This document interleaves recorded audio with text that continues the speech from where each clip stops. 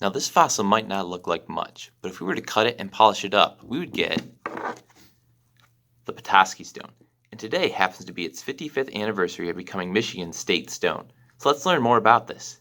Now, the coral that would go on to become Petoskey stones got its start here in Michigan during the Devonian time period, about 400 million years ago.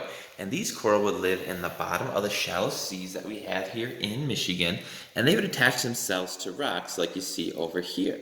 Now, these coral were little fans that would filter out particles in the water as the current swept it by them.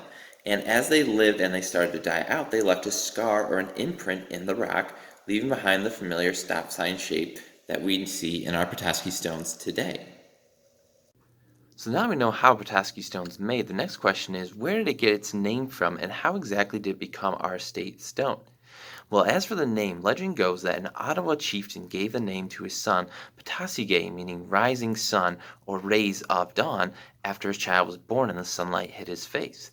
That child then later married a Native American woman in the northern part of the Lower Peninsula, and they settled down near what would later on become a town, and they decided to name that town after him, calling it Petoskey. Now, once these stones started being found in large numbers in that area, they decided to call them after that town, so they became Petoskey stones. Then, in the 1960s, House Bill 2297 was introduced, and it was voted on May 19th of 1965.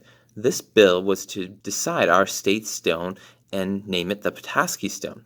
It was passed by the Michigan House, and then in a ceremony on June 28, 1965, Governor George Romney signed the bill officially making the Petoskey Stone our state stone. Now, at that ceremony was the granddaughter of Chief Petoskey, so it's pretty neat to have that relative there. So then after that bill was signed on June 28, 1965, the Petoskey Stone then became our state stone, and neatly enough, it also happens to be a fossil. So hopefully you enjoyed learning about the history of Petoskey stones.